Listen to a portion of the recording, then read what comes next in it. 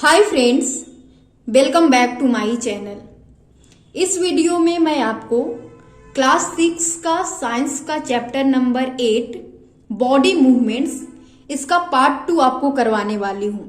मैंने पार्ट 1 अपने चैनल पे अपलोड कर दिए हैं, तो उस वीडियो को सबसे पहले जरूर देखें, उसके बाद इस वीडियो को देखें ताकि आपको अच्छे से कॉन्सेप्ट पूरी तरह से क्लियर हो। उसमें हमने बात किया था बोन्स के बारे में, अपने स्केलेटन सिस्टम के बारे में, और हमारी बॉडी में कितनी तरह के ज्वाइंट्स होती है उसके बारे में हमने पढ़ा था। अलग अलग तरह की जो ज्वाइंट्स होती है उसके बारे में पढ़ा था, और जो अलग अलग तरह की ज्वाइंट्स होता है उसके कारण हम अपनी बॉडी में अलग अलग तरह की मूवमेंट कर पाते हैं। उसके बाद स्केलेटन सिस्टम के बारे में पढ़ा था, मसल्स के बारे में पढ़ा था, उसके बाद कार्टिलेज के बारे में पढ़ा था, एनिमल्स में किस तरह के मूवमेंट होते हैं उसको समझने की। तो चलिए हम समझते हैं इसके मूवमेंट को। तो इसका नाम है गेट ऑफ एनिमल्स। देखिए, गेट ऑफ एनिमल्स हमें पढ़ना है। तो गेट का मतलब होता है कि पैटर्न, कोई भी एनिमल किस तरह से मूव करता है उसकी एक पैटर्न को हम क्या बोलते हैं, गेट बोलते हैं। जैसे ह्यूमन की बात करें तो वो वॉक करता है, और अदर एनिमल कुछ स्लीदर करते हैं, कुछ मूव करते हैं, कुछ फ्लाई करते हैं, तो उसी के पैटर्न को हम बोलते हैं गेट। किस तरह की उसकी पैटर्न होती है, किस तरह की वो मूवमेंट कर पाती है। तो चलिए हम सबसे पहले पढ़ने वाले हैं अर्थवॉर्म के बारे में। Observe an earthworm moving on soil in a garden. आपको क्या करना है कि जहां कहीं भी अर्थवॉर्म मिले उसकी मूवमेंट को ऑब्जर्व करो। जब उसकी मूवमेंट को ऑब्जर्व करोगे तो उसको आसानी से आप समझोगे कि किस तरह की उसकी मूवमेंट होती है। Gently lift it and place it on a piece of blotting और फिल्टर पेपर। उसको क्या कर देना है, एक फिल्टर पेपर में रख देना है या फिर ब्लोटिंग पेपर पे उसको रख देना है, और उसकी मूवमेंट को ऑब्जर्व करना है। जब आप उसकी मूवमेंट को ऑब्जर्व करोगे तो फिर उसके बाद क्या करना है, उसको एक स्मूथ सरफेस में रख देना है। स्मूथ सरफेस के लिए आप ग्लास की प्लेट वगैरह किसी भी स्लिपरी सरफेस पे उसको रख सकते हो, और फिर उसकी मूवमेंट को ऑब्जर्व करो।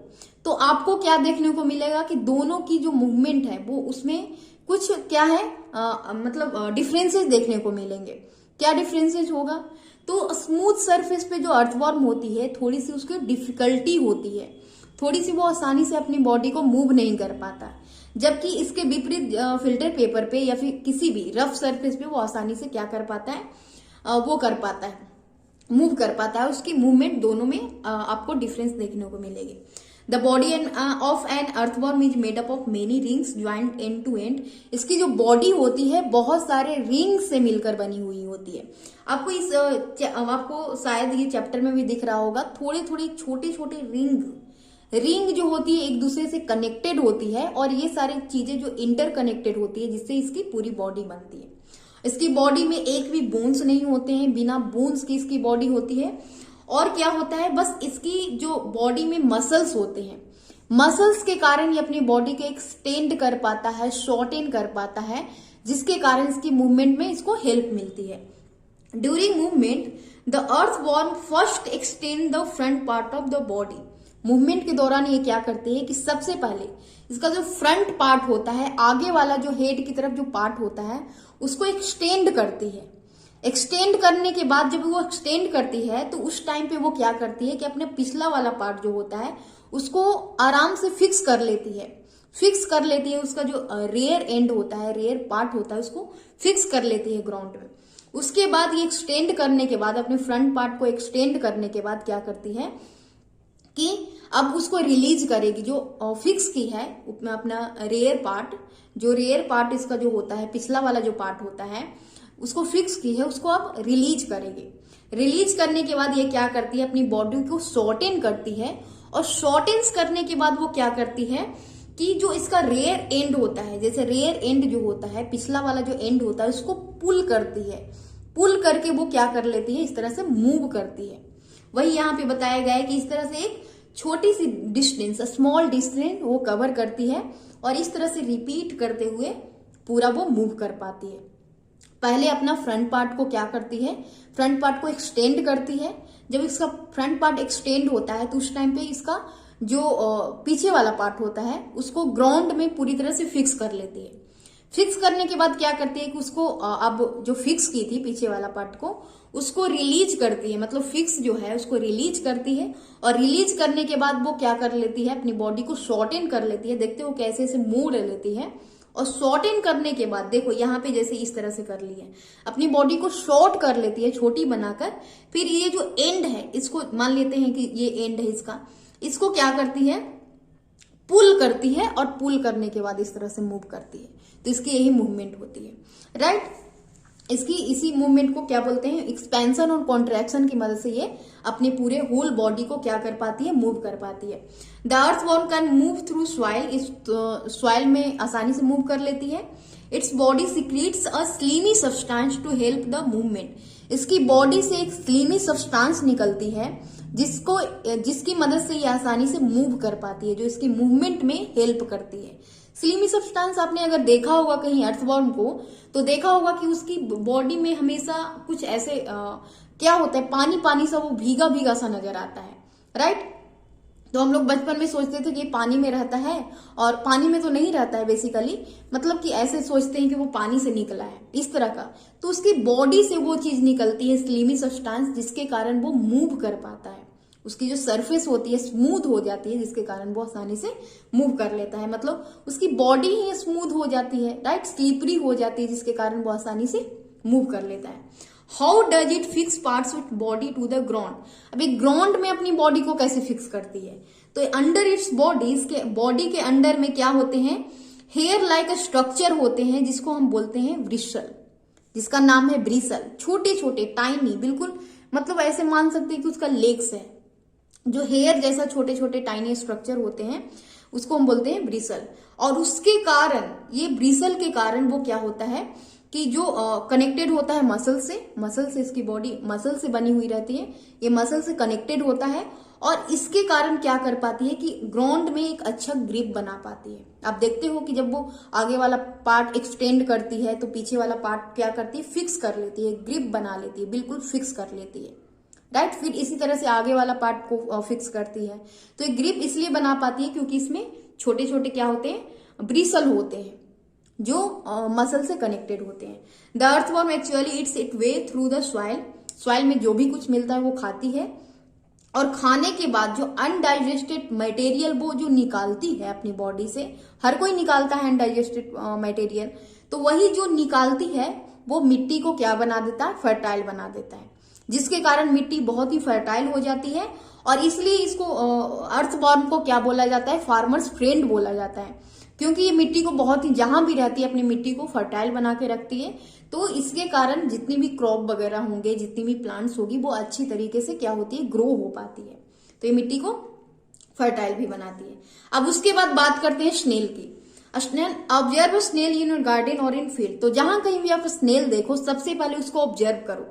Have you seen the rounded structure it carries on it's back. तो आपने देखा होगा कि इसकी बैक पे क्या होती है, एक राउंडेड स्ट्रक्चर होती है, जो आपको फिगर में भी दिख रहा है।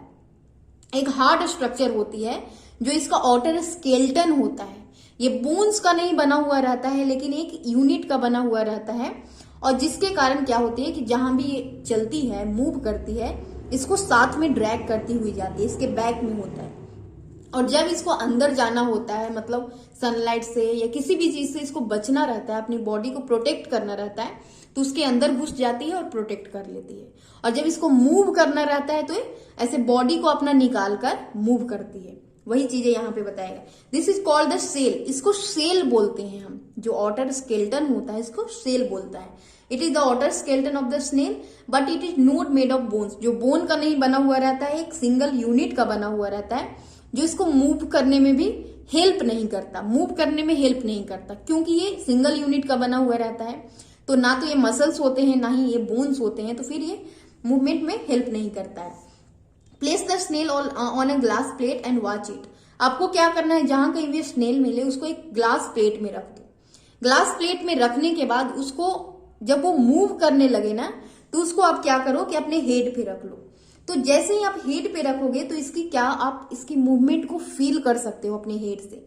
जैसे वो धीरे धीरे मूव करेगी ना, तो इसकी मूवमेंट को आप आसानी से फील कर सकते हो हेड पे रख के। उसके बाद क्या करोगे कि जब इसको नीचे रखोगे उस प्लेट को, तो देखोगे कि एक thick structure and the head of the snail में come out of the opening in the shell. तो सेल से आप देखोगे कि क्या होगा कि एक थिक स्ट्रक्चर निकलेगा, जो इसका क्या होता है, फुट होता है। इसकी बॉडी होती है जो मतलब पूरी बॉडी जो होती है फुट ही होती है और हेड होता है, दो ही चीजें होती है। अब फुट की मदद से ये चलता है, अपने आप को ड्रैग करता है, वही उसका फुट होता है जो हार्ड मसल से बना हुआ रहता है।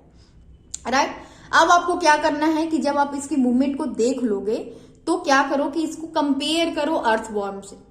जब अर्थवॉर्म के मूवमेंट को कंपेयर करोगे स्नेल से तो देखोगे कि अर्थवॉर्म है जो थोड़ी सी फास्ट चलती है, जबकि स्नेल है जो थोड़ी थोड़ी सी इसके कंपैरिजन में थोड़ी सी इसकी मूवमेंट स्लो होती है। बस यही देखने को मिलेगा आपको।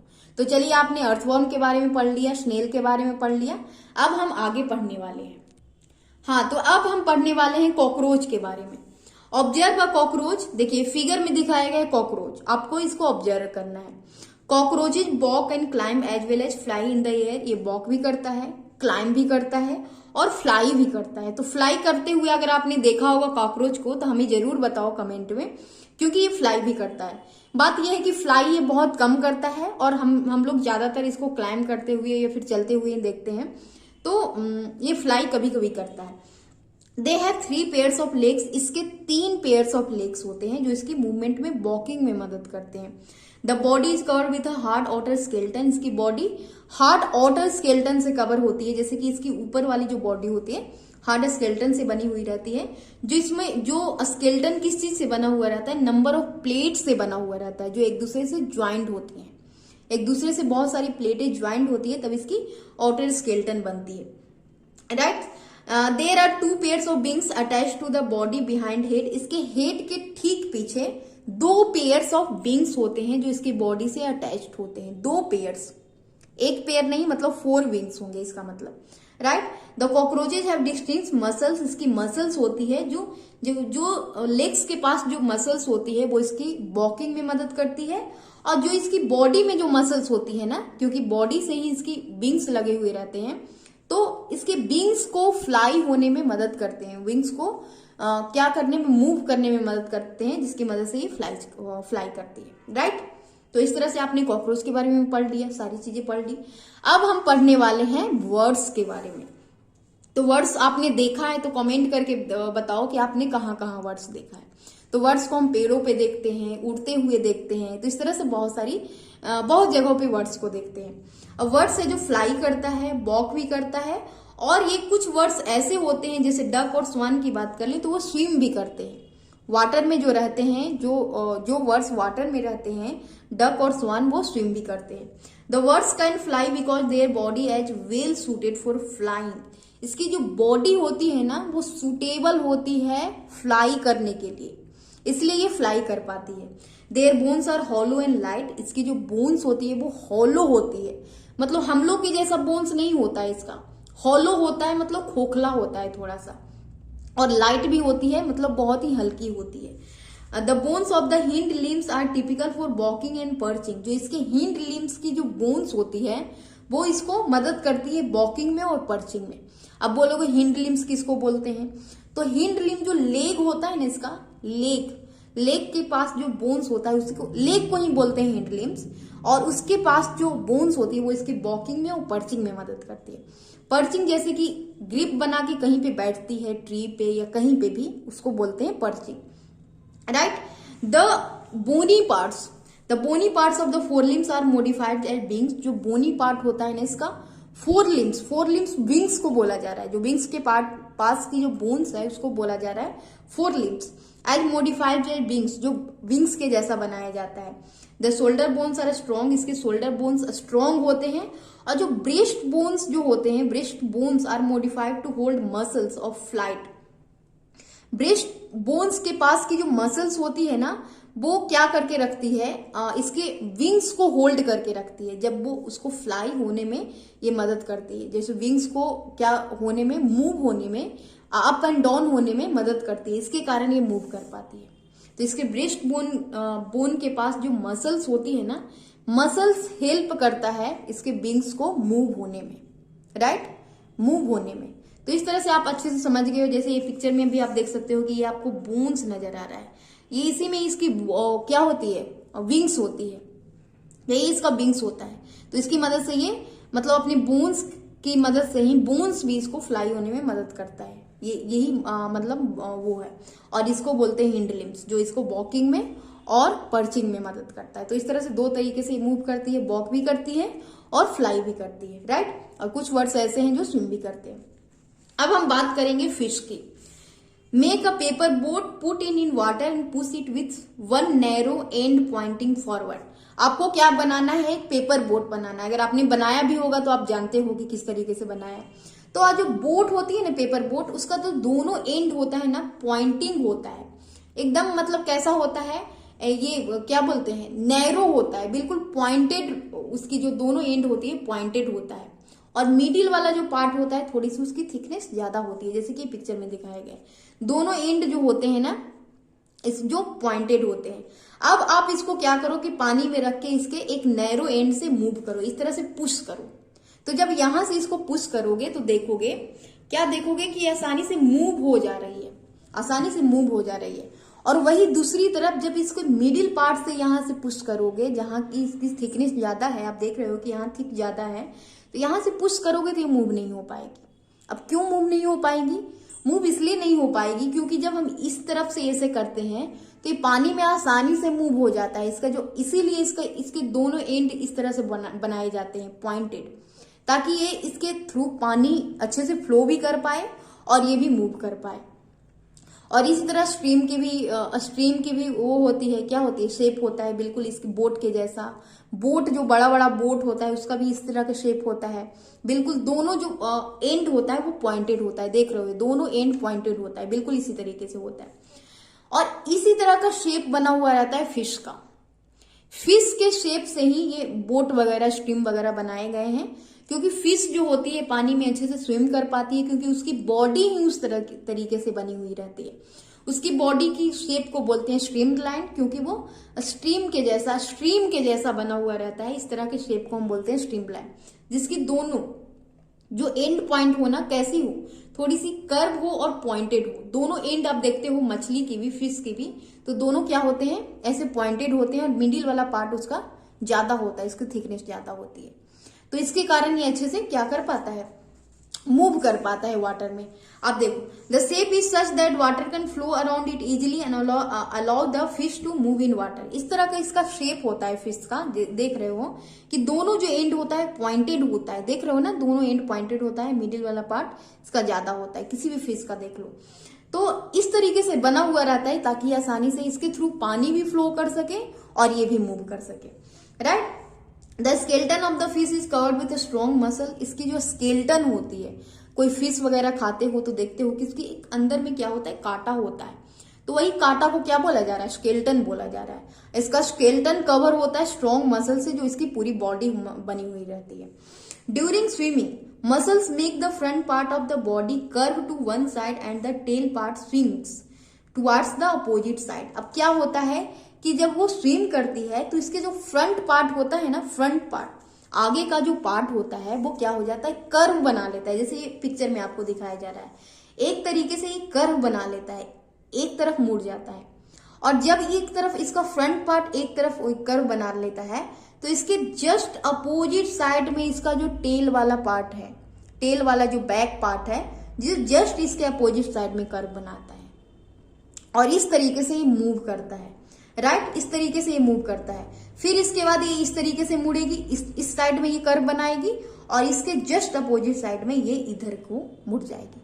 तो एक दूसरे से ये अपोजिट होती है, फ्रंट पार्ट अपोजिट और इसका बैक पार्ट जो होता है अपोजिट होता है। और इस तरीके से जब ये कर्व बनाती है तो क्या बना लेती है, this makes a jerk and pushes the body forward. इसके कारण एक जर्क बन जाता है, जिसके कारण इसको बॉडी को फॉरवर्ड होने में आसानी होती है, अपने बॉडी को फॉरवर्ड कर पाती है। A series of such jerk make the fish swim ahead. इस तरह का सीरीज जब बन जाता है जर्क का, तो अपने आप को आगे बढ़ाकर क्या कर पाती है, स्विम कर पाती है। This is help by the fins of tail. और ये इसमें इसको हेल्प करता है इसका फिन्स। फिन्स में जो देखते हो कि विंग्स जैसा लगा हुआ रहता है, विंग्स जैसा जो होता है उसी को फिन्स बोलते हैं। इसको स्विमिंग में बहुत ही हेल्प करते हैं। उसके बाद फिश में वो भी होते हैं, दूसरे पार्ट में भी इसकी बॉडी में भी फिन्स होती है जो इसको बैलेंस बनाने में आसानी होती है, ये मतलब पानी में बैलेंस बना के रखती है, right. While swimming, did you ever notice that underwater divers wear fin-like flippers on their feet to help them move easily in water?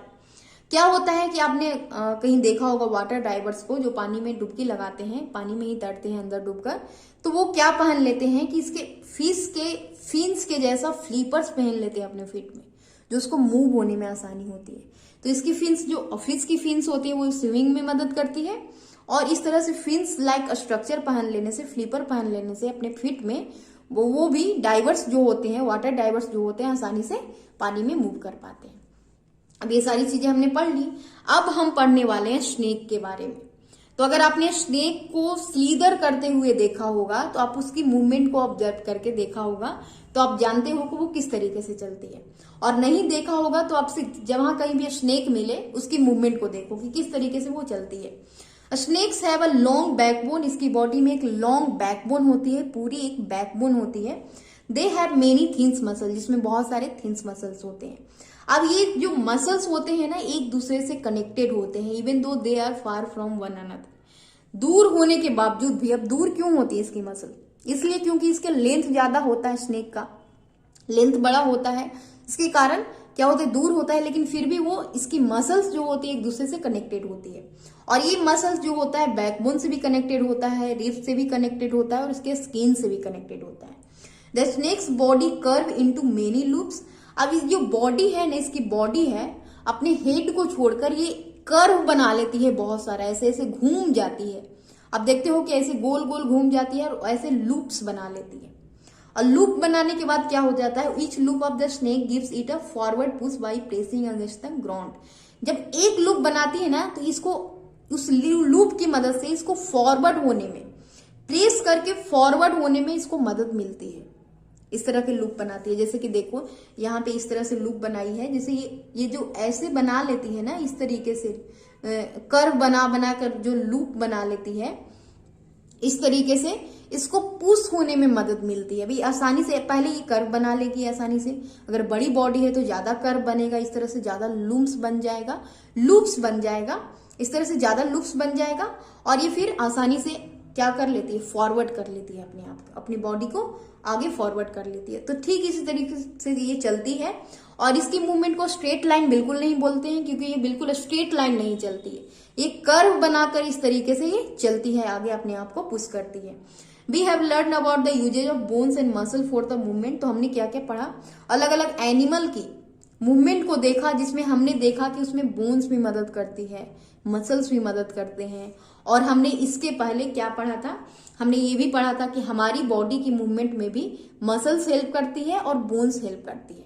हमारी बॉडी में अलग अलग तरह की बोन्स होती है, अलग अलग तरीके से जुड़ी हुई रहती है, जिसके कारण हम अलग अलग तरीके से पूरे बॉडी पार्ट को क्या कर पाते हैं, मूव कर पाते हैं। तो इस तरीके से हमने बहुत सारी चीजें पढ़ी, मसल्स के बारे में पढ़ा, उसके बाद बोन्स के बारे में पढ़ा, उसके बाद हमने ज्वाइंट्स के बारे में पढ़ा, ये सारी चीजें पढ़ी। कुछ हमारी बॉडी में कार्पेल्स होते हैं, रिब्स होते हैं, ये सारी चीजें हमने बहुत सारी चीजें पढ़ ली अलग अलग तरीके से। उसके साथ ही हमने ये भी पढ़ लिया कि अलग अलग जो एनिमल होता है उसकी मूवमेंट कैसी होती है और कौन सी चीजें हैं जो इसकी मूवमेंट में हेल्प करती है। तो हमने पढ़ा कि मसल्स होते हैं अलग तरीके से, उसके बाद क्या होते हैं, बोन्स होते हैं। हमने ये भी देखा कि कुछ मतलब अलग अलग स्ट्रक्चर होता है, हर एनिमल का अलग अलग स्ट्रक्चर होता है, तो उसके कारण वो अलग अलग तरीके से अपना मूव कर पाती है। तो आई होप कि ये वीडियो आपको अच्छे से समझ में आया होगा, और अगर अच्छे से समझ में आया होगा तो please like, subscribe and share करें, और इसी तरह के वीडियो के लिए हमारे चैनल को जरूर सब्सक्राइब करें। मैं इस तरह के वीडियो आपको हमेशा अपलोड करती रहूंगी, और हमेशा मैं मतलब 2 दिन पे एक वीडियो अपलोड कर दे रही हूँ, और ये हमेशा करती रहूंगी। तो प्लीज अगर आपको चाहिए 6th क्लास की सारी बुक्स की इस तरीके से आपको चाहिए, तो आप प्लीज मेरे वीडियो को सब्सक्राइब करें और कमेंट करके भी जरूर बताएं कि आपको ये वीडियो कैसा लगा। Thank you for watching my video, thank you very much.